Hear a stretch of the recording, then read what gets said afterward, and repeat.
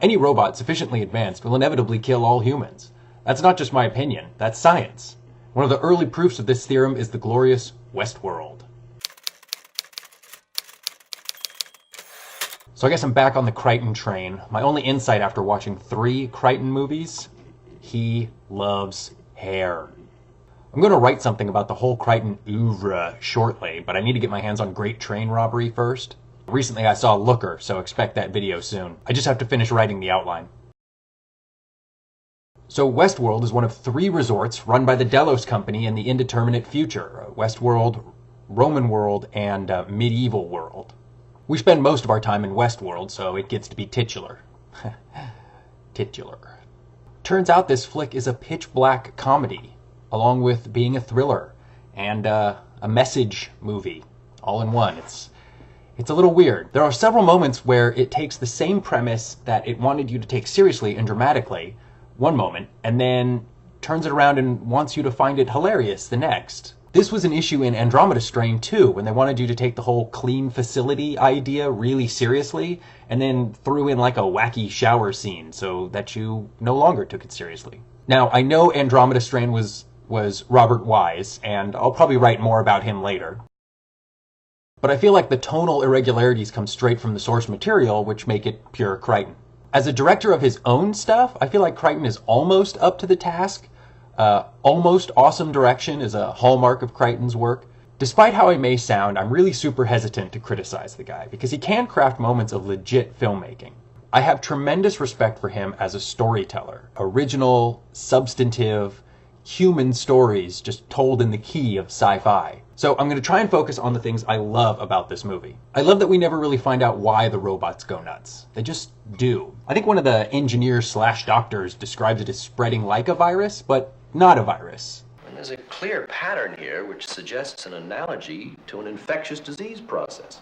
This little bit of either lazy or genius writing allows the viewer to project their own interpretation on the events. Are the robots defending themselves? Are they seeking vengeance? Are they even sentient? You tell me, viewer. Also, in the less is better theme, I like that the not too distant future is never fully determined. It could be as far ahead as 1987.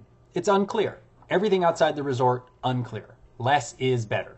I also love the relentless references to sex and violence. It's part of the ink in the black comedy of the film. I mean, it is crystal clear to just about everyone at every time that these resorts are made for f***ing and fighting. Here's a bit from the opening shot of the movie. I was in Roman World. What is the one thing that stands out in your mind about Roman World? Oh, well, I think it would be the man. Yeah, you know she f***ed a robot. Gunslingers, swords fights, Roman stuff.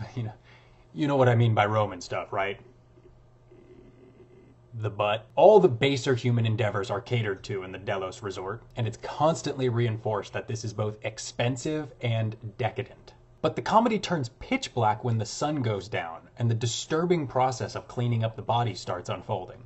It's an effective sequence reminding us that Crichton can deliver on some legit thrills and chills. It's inherently creepy, and it recontextualizes a lot of the behavior we've seen up until now.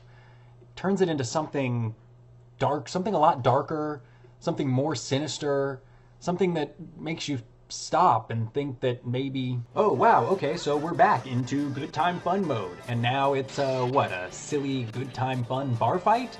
Some of these bits would be pretty funny if it were 1954, I guess. Maybe?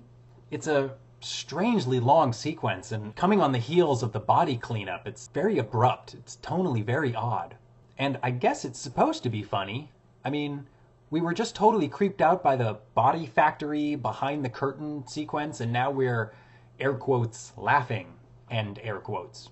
And while you're still trying to shift from one tone to the other, the film blossoms into its most effective genre, thriller, proving the initially stated theorem: any robot sufficiently advanced will inevitably kill all humans. Yul Brynner is amazing in this sequence, with almost no dialogue. Side note, I'm hard-pressed to come up with any modern-day performers that have the kind of physical presence and grace that you can find in every single one of the Magnificent Seven.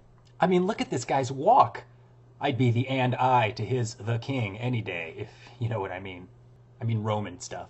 So now it's a chase movie that twists back through all 3 lands and eventually brings you behind the curtain.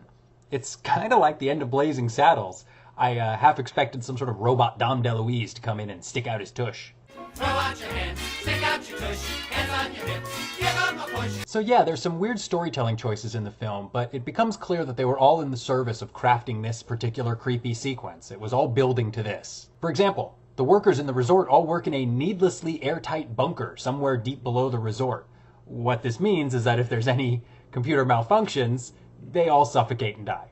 Why does it have to be airtight? Well, no reason other than to make this final sequence a little more creepy. But it works, so I totally forgive it. Tonally, it's weird, but I like weird. Modern audiences are going to see how the story's going to play out a mile away. But in 1973, when it came out, it was original and creative. And I like creative and original. And 1973. I may nitpick at some of the oddities or some of the anachronistic hairstyles, but overall I really like this film. Considering it's the inspiration for everything from The Terminator to Itchy and Scratchy Land, I'm a little bit embarrassed that it took me this long to see such a classic. I'm feeling a little bit like